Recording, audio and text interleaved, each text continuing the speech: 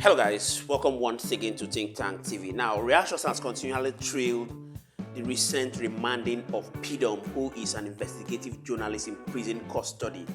Now, Pidom, a friend of David Hundeyin, was remanded yesterday alongside NSAS protesters that were charged for treasonable offenses by the Nigerian government. David Hundeyin has gone ahead to narrate his experience with the Nigerian government, which made him to have to move from Ghana to Kenya, and right now he's actually in the United Kingdom. He was actually in an interview that was hosted by News Central just yesterday, where he has expressed his displeasure at the Nigerian government, who has done everything humanly possible to repatriate him back to Nigeria.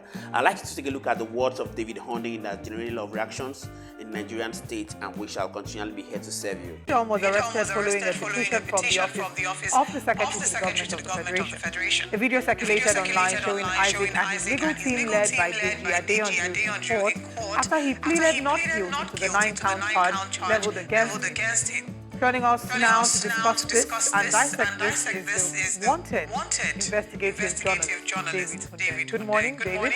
Thank you very much for joining us. You are, again, you're wanted, and I know that this isn't your first video, but I think it's important to ask. Right now is a really sensitive time for Nigeria.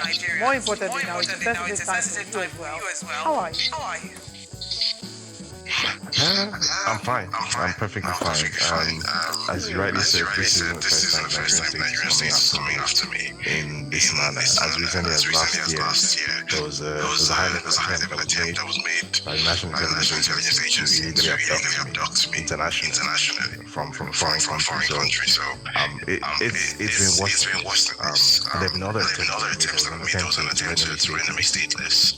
In the past year, I've had to change country twice. So when the attempt was made to illegally abduct me from Ghana, then I had to flee to Kenya. And then when the attempt was made to render me stateless in Kenya, then I had to move to the UK. So this is part of the course, and this is the price that you have to pay, unfortunately, when, as I said earlier, you decide to tell the truth when it's not fashionable to do so, and when you're doing so in the face of an establishment or a regime that sees truth telling as a direct affront or a threat to it. So but I did see your reaction yesterday. Of course, you tweeted that your crime is journalism. But as quickly as you can, give us like a quick breakdown of the trajectory between when the Pidom account reached out to you online, and then now you suddenly be named as an accomplice. Did you see this comment?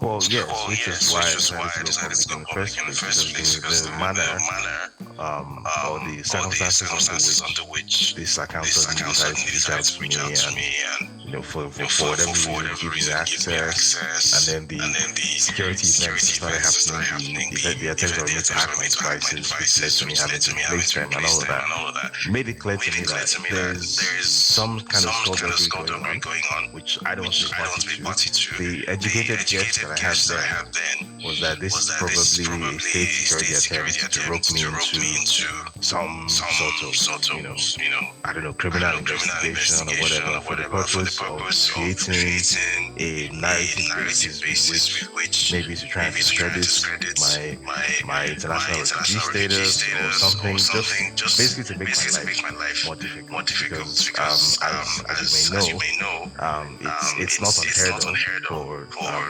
for countries like Nigeria to use the levers of security such as Interpol to try to go after political dissidents or political opponents, journalists, whistleblowers. It's a thing that Nigeria and other countries like it do regularly. So I was guessing that something like this would happen.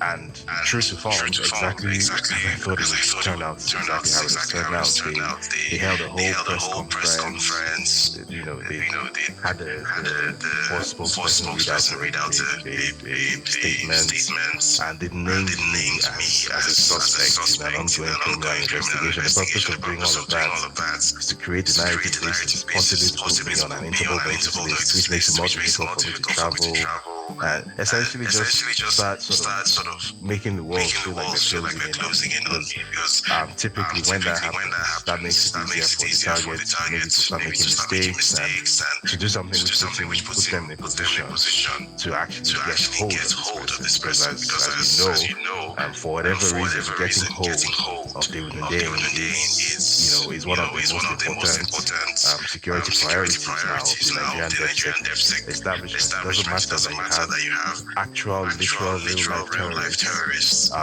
going on TikTok and showing off the money that they made from kidnapping Nigerians. They ransom some CBN banknotes. None of that is as important as getting hold of some journalist somewhere in the UK, because apparently that's what's going to make Nigeria a better place, and that's what's going to make the presidency of Bola Ahmed Tinubu successful. So here we are. All right, we'll come back to talk about you here. Let's backtrack a bit to Pidom and the role, the journey so far. What updates do you have regarding Pidom's case?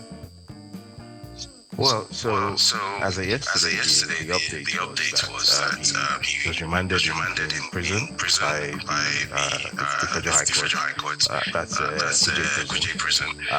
His lawyer, Dj wasn't allowed to make an oral application, so it has to be written. And in the case of the written application, police have 7 days to respond. So Bristol, Isaac Bristol, or Pidom is going to be remanded for at least 7 days. Prior to being arraigned in court, apparently this is direct information from me, because I spoke to him after his court appearance. I spoke to him on the phone.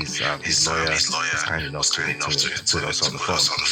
He says that the Deputy Commissioner of Police at the NCCC, the Deputy Director of the NCCC, actually visited himself when he was in FCID detention and sprayed some sort of toxic substance into his cell. Since then he's had extreme difficulty breathing, and if he talks, you can actually hear that in his voice. He can only talk for maybe 5 seconds, and he has to cough and hear him wheezing. Clearly something's wrong with him. He says he has lost all use, so his left index can't feel anything. There's no sign of any blood circulating there or anything. And he has still not been given access to proper medical care. He also said that there was an attempt that was made to inject him with something against his will and without his knowledge, which thankfully was unsuccessful.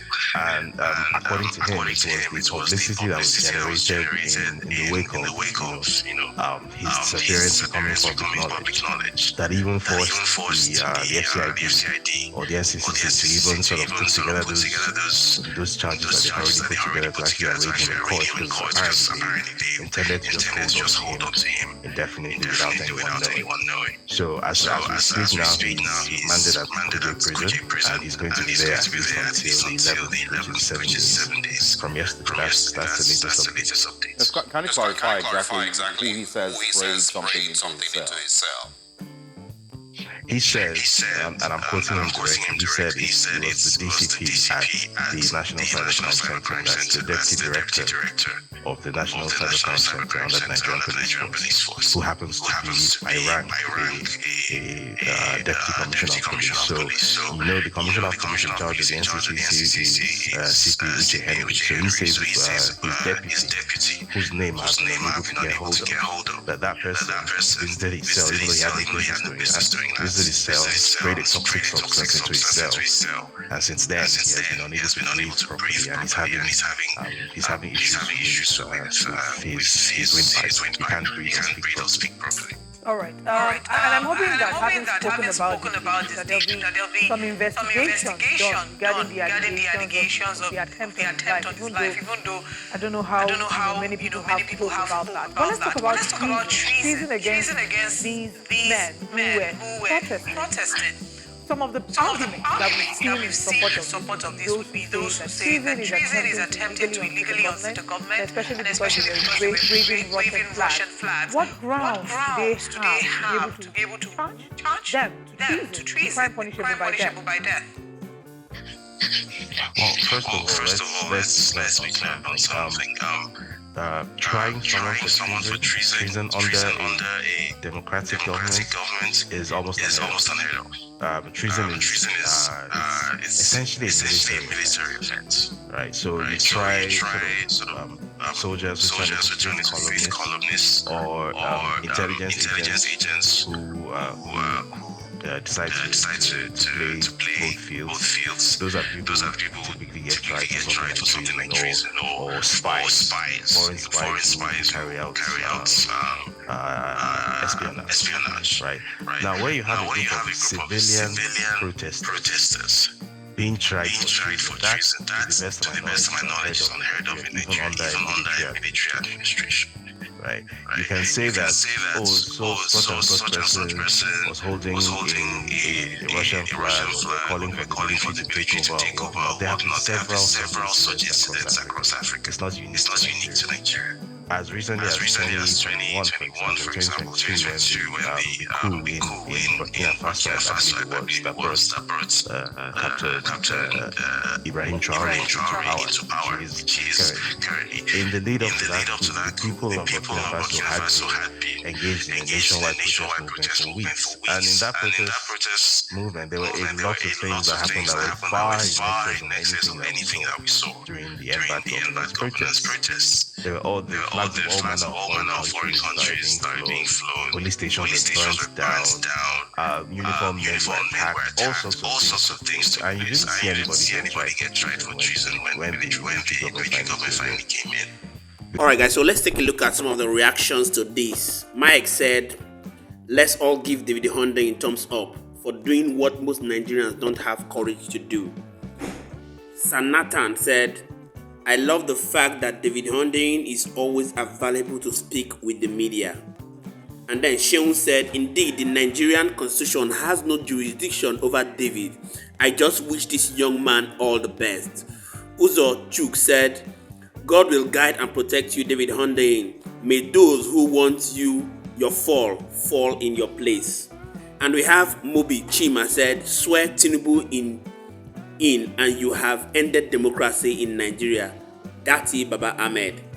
We have Jairo said, God will protect you wherever you are, David Hundeyin. We have Bim Bim said, you will tell me there's democracy in this country. Samchuk said, David Hundeyin, whatever happens, please don't get caught by this senseless government. It will dampen our spirits. You are our eyes and ears locally and internationally. Real Matter said, Tinubu is a criminal and not David Hundeyin. We have Lixis Prinoas who said, you can imagine an illegitimate robber who led protests in the time past is arresting and charging protesters as committing treasonable offense. We have Una said, David, God protection over you. And finally we have Akuchu said, New Central is giving us what we want. So these are the reactions from the interview that was held for David Hundeyin all the way from the United Kingdom, where he has expressed displeasure over what is happening in Nigeria and how that Pidom has obviously been remanded in prison custody. Do well to also drop your thoughts in the comment section. Let's get to know what you think about the words of David Hundeyin and the current Nigerian states, and we shall continually be here to serve you. Many thanks indeed to all our viewers and returning subscribers. We truly do not take it lightly. My name again is Moses and this is Think Tank. See you on our next video. Bye for now.